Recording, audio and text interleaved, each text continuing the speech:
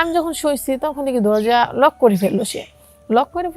Lock করার পরে সে আমার কাঁধে হাত দেয়, পরে আমাকে কিস করে, আমার একটু আদর করে, এরকম করতে করতে সে এক পর্যায়ে আমার কাপড় খোলা শুরু করলো।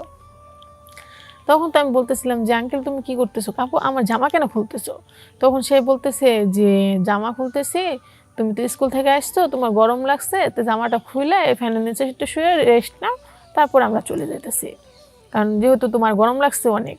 তারপরে আমার জামা খুললো, জামা খোলার পর দেখি আমার ছেলেও খুলতেছে। তা কি রে, আমার ছেলেও কেন খুলতেছো?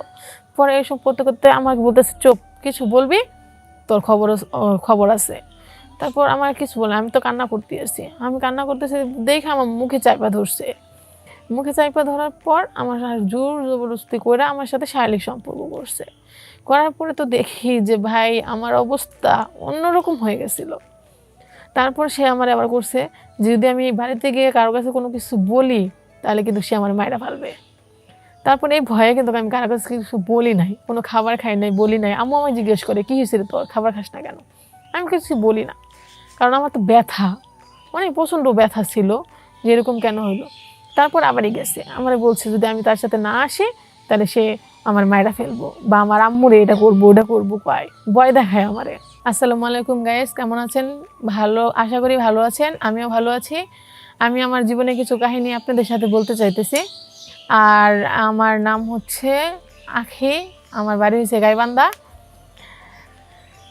আমি আমার জীবনে কিছু মূল কাহিনী আপনাদের সামনে বলবো, কারণ আপনারা যদি কোনো আঙ্কেল বা খালু থাকে তাদেরকে বিশ্বাস করেন না আপাতত, কারণ আমরা কিন্তু খালু বা আঙ্কেলকে নিজের বাবার মতো সম্মান করি, শ্রদ্ধা করি, কারণ ওরা আমাদের বাবাদের মতোই। কিন্তু যখন বাবাদের মতোই মনে করার পরে তারা দুর্বলতার সুযোগ নিয়ে নিজের চাহিদা পূরণ করে, সেসব খালুদেরকে বিশ্বাস করার চেয়ে না করাটাই বেটার। আজকে আমি আমার মূল কাহিনীগুলো বলবো, যেটা শুনলে আপনাদেরও খারাপ লাগবে। আচ্ছা, অত কিছু না বলে আমরা কাহিনীর মধ্যে চলে যাচ্ছি। ধরেন আমি যখন ক্লাস 6-এ পড়ি তখন আমার বয়স 8 বছর, 8 থেকে 9 বছরই হবে এরকমই। ধরেন তখন আমি ক্লাস 6-এ পড়ি, তখন আমার খালু আমাকে আমাদের বাড়িতে আসতো, নিজের মেয়ের মতোই আদর করতো, অনেক চকলেট কিনে দিত, চিপস কিনে দিত আমাকে। দেওয়ার পরে আমাকে নিয়ে ঘুরতে যাইতো, পার্কে যাইতো, আমাকে নিয়ে বিভিন্ন জায়গায় বেড়াতে যাইতো। যাওয়ার পর আমি আস্তে আস্তে যখন একটু 9 বছর 10 বছরের মতো আমার বয়স হয়ে গেল, তখন একদিন আমাকে সে আমাদের বাসায় আসছে। আসার পরে বলতেছে যে আসো যাই, তোমার নিয়ে ঘুরতে যাই। আচ্ছা, তারপর আমি বললাম আঙ্কেল কোথায় যাবা? পরে বলতেছে যে একটা পার্কে যাই তোমাকে নিয়ে, ওই পার্কে সুন্দর সুন্দর জিনিস আসছে, তুমি দেখাই নিয়ে আসি, মনটা ভালো লাগবে। তখন আমি তো ছোট মানুষ, আমিও বললাম যে হ্যাঁ আঙ্কেল চলো যাই। তারপরে ওনার সাথে আমি ওই পার্কে চলে গেলাম। পার্কে যাওয়ার পরে সে আমাকে বাদাম কিনে দিল, কোক কিনে দিল, চিপস কিনে দিল। আমি ওইখানে বসে বসে খাচ্ছিলাম। খাওয়ার পরে দেখলাম নীরবে একটা জায়গায় নিয়ে গেল, একটা রুমের সাইডে, রুম রাখছিল, রুমের সাইডে নিয়ে গেছে, রুমের ভিতরে। তারপরে আমি বললাম যে আঙ্কেল এই রুমের ভিতরে কেন আসছো? বসো এখানে, বসে একটু জিরাও, জিরানির পর আমরা এখান থেকে চলে যাব। আচ্ছা, জিরাইতেছি, জিরায় আমরা তো চলে যাব, আমাকে এখানে শুয়ে তুমি ঘুমাইতে পারো, একটু ঘুমাও, যেহেতু স্কুল থেকে আসছিল। তারপরে আমি ভাবলাম তো আচ্ছা যা ঘুমাই। আমি যখন শুয়েছি তখন দেখি দরজা লক করে ফেললো সে। লক করার পরে সে আমার কাঁধে হাত দেয়, পরে আমাকে কিস করে, আমার একটু আদর করে, এরকম করতে করতে সে এক পর্যায়ে আমার কাপড় খোলা শুরু করলো। তখন তো আমি বলতেছিলাম যে আঙ্কেল তুমি কি করতেছো, কাপড় আমার জামা কেন খুলতেছো?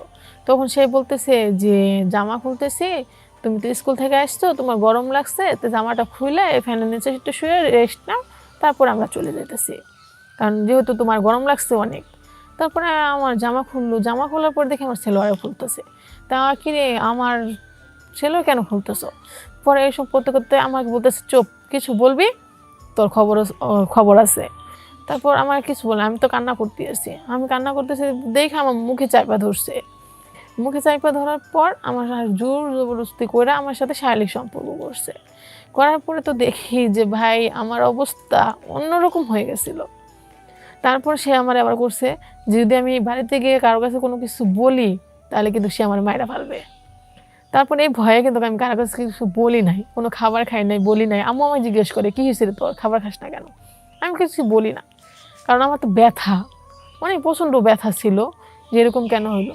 তারপর আবারই গেছে, আমার বলছে যদি আমি তার সাথে না আসি তাহলে সে আমার মায়েরা ফেলবো, বা আমার আম্মুরে এটা করবো ওটা করবো, ভয় দেখায় আমার আব্বুরে মায়েরা ফেলবো। পরে যদি আমি কারো কাছে বলিও তাইলেও এইসব করবো, সে আমার বলতে দেয় না। ঘুরতে যদি যাইতে চায়, আমি যদি কই যে না যাবো না আমি ঘুরতে, তাও আমাকে একই কথা কয়। তারপরে আমার বাধ্যতামূলক ওনার সাথে যাইতেই হয়। এরকম করতে করতে প্রায় অনেক দিনই সে আমাকে নিয়ে এরকম করে। এরকম করতে করতে করতে করতে এক পর্যায়ে ধরেন আমি গর্ভবতী হয়ে গেলাম, কারণ কয়দিন আর সেভে থাকা যায়। পরে আমি গর্ভবতী হয়ে গেছি। তারপরে আমার খাবার হয় না, ঘুম হয় না, বমি হয়। তারপরে আম্মু আমাকে জিজ্ঞেস করে যে এরকম কেন। পরে আমি কান্নাকাটি করলাম, কিছু বলি নাই। পরে আম্মু আমাকে অনেকটা মারলো, আব্বু মারলো। পরে এক পর্যায়ে আমি আম্মুর কাছে বলে দিচ্ছি যে আঙ্কেল আমার সাথে এরকম এরকম করছিল, আর আমি যদি তোমাদেরকে কিছু বলি তাইলে ওর আব্বুরে মাইরা ফেলবো, এরকম আমারে বলছে। পরে তো সবাই জানাজানি হয়ে গেল। হয়ে যাওয়ার পর আমি খালুর কাছে, আঙ্কেলের কাছে বলছিলাম যে এখন তো এরকম সমস্যাতে আমার বিয়ে করেন। ও আমি বিয়ে করে না। পরে খালাও জানলো, সবাই জানলো, প্রায় অনেকেই জানলো। জানার পরে খালুরে মায়েরা জেলে দিয়ে দিল। এখন তো আমার অবস্থা তো ওরকমই হয়ে গেছিলো। তারপরে এখন কি করবো, সমাজে তো আর থাকা যায় নাই, সমাজ থেকে আমার বার করে দিল। আমি চলে আসলাম সমাজের কাছ থেকে অনেক দূরে, নিজের বাবা মা ফ্যামিলির কাছ থেকে অনেক দূরে চলে আসলাম। এখন চলে আসার পরে কি করবো, এই অবস্থায় কি করা যায়, কোনো কিছু করার মতো উপায় নাই। আমি কেমনে চলবো, কেমনে খামো, কেমনে কি করবো, কিচ্ছু করার মতো বুদ্ধি আমার মাথায় ঢোকে না। তারপর আমি আস্তে আস্তে বাজে নেশায় ঝরাই গেলাম। এখন আপনারাই বলেন আমার কি করার উপায় ছিল। তাই আমি বলতেছি যে এরকম কাজটা কি খালুদের করার কোনো ইচ্ছা ছিল? ওদেরকে তো আমরা সম্মান করি বাবার মতো, কিন্তু ওরা বাবার কি সম্মান রাখতে পারছে? আমার এখন একটু পত্রিতার মেয়ে বানাইয়া দিছে। আমার নিয়ে এখন 10 জন রঙ্গরসই করে, রং করে, 10 জন আমার সাথে আসে, 10 জন আমার সাথে এনজয় করে। দিন প্রতি এসব হয় আমার সাথে। কেন হয়? আমার জীবনটা কেন নষ্ট করে ফেললো? সমাজ আমার কেন মাইনা নিল না? আমি কি নিজের ইচ্ছাতে গেছিলাম? কারণ আমি তো আমার নিজের ইচ্ছাতে যাই না। তাই সমাজে কে লেগে আমি ঠাঁই পেলাম না, আমার কে লেগে খারাপ কথা আসা লাগলো।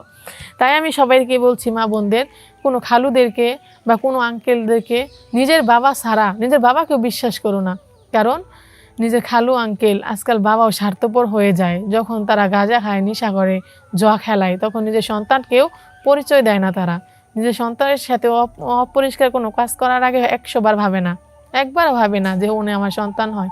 খালুদেরকে বিশ্বাস করো না, কারো ফার্ম পট্টিতে পড়ো না, কারো মিথ্যা কথায় কখনো বেড়াতে যেও না। কারণ ওই বেড়ানো কেমনে বলতে পারবা যে ওই বেড়ানোই তোমার জীবনের সবচেয়ে বড় ক্ষতির কারণ হতে পারে? তুমি কি সেটা গ্যারান্টি দিতে পারবা? সেটা দিতে পারবা না। কারণ এটাই বলি, চকলেট, চিপস বা আইসক্রিমের লোভে কোনো সময় আঙ্কেলের সাথে ঘুরতে যায় নিজের দেহটাকে তারে দিও না, কারণ সেটা বুক করে নেই। তাই আমি তোমাদেরকে অনুরোধ করছি, যাতে নিজের জীবনের সেভ নিজেকেই করতে হয়, অন্য কখনো করে দেয় না। তাই ভালো থেকো, সুস্থ থাকো, খোদা হাফেজ।